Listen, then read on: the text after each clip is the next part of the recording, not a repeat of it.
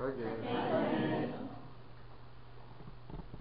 Everybody uses the internet to some extent, whether it be for schoolwork, entertainment, or for social media websites like Facebook. We rely on the internet as our connection to the world and beyond. And as you may know, the internet is presented to us in the form of many websites, which are intuitive and easy to use, such as Google. Let's imagine that Google was actually really hard to use, and that you actually had to learn some commands to actually search for anything. I, for one, wouldn't really like that. But there's a reason why Google is actually easy to use, and that's because of front-end web design.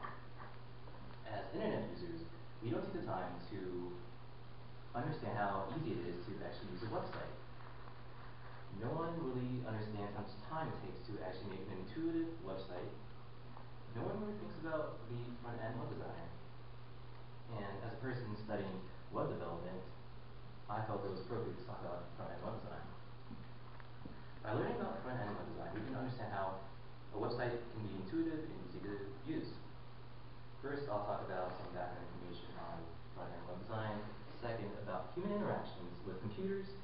And lastly, an example of how you can see these interactions used to make a website. Now I'll talk about some background information on front-end web design. According to Josh Baum and his website, front-end web design consists of HTML, CSS, and JavaScript, all of these being coding languages controlled by your browser. You can see these coding languages used in the browser in the form of fonts, colors, images, videos, etc. Front-end web design is basically how you perceive a website mentally and physically.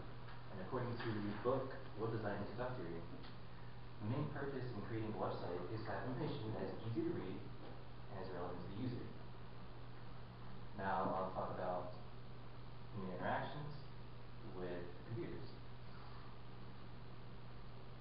According to the book Introduction to Human Factors in Engineering by Christopher Wickens, there are a total of 13 display design principles. Those principles can be divided into 4 categories. Those categories being the perceptual principle, the mental model principles, the memory principles, and the principles based on attention. Now that you know the names of these principles, I'll talk about what each of them are. The perceptual principle generally states that all information should be legible, that all information be as expected, and that redundant information is more likely to be understood. The mental model principle states that images and videos should be expected. The memory principle states that images should be used to retain useful knowledge, and that information should be consistent with the purpose of the website. And the principle based on attention generally states that information should not interfere with each other, and that video, images, and sound help process information.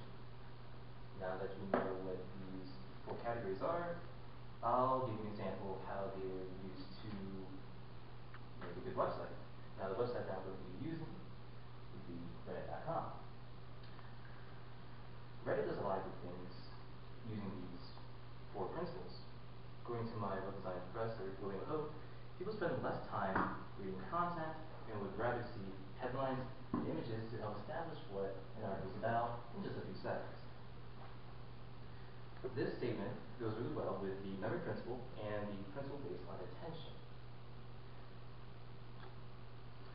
You can see images on Reddit.com just by scanning the website, and those images help keep the attention of the user. Images are also used to help make a memory of the article itself.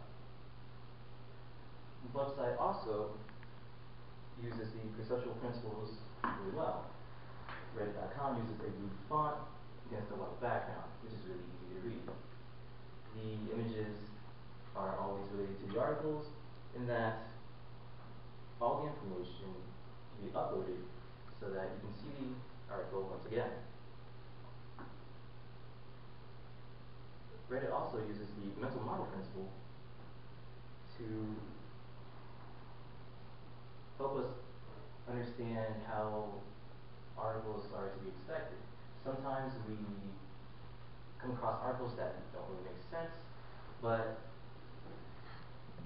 in the end, we still expect that article to actually surprise us, which is why we actually go to reddit.com. In conclusion, I talked about basics of front-end web design and what it is, and how human interactions with computers can affect how a website is created, and by learning how front-end web design works, we can understand how a website can be intuitive and easy to use. I talked about basic background information on front-end web design, human interactions with computers, and lastly, an example, reddit.com, on how these principles are used. So you may not remember everything that I've said, and it may not even leave this room, but the next time you go on a website like Reddit, appreciate all the articles, all the menus, all the colors, and how easy it is to read. And just be thankful the internet's really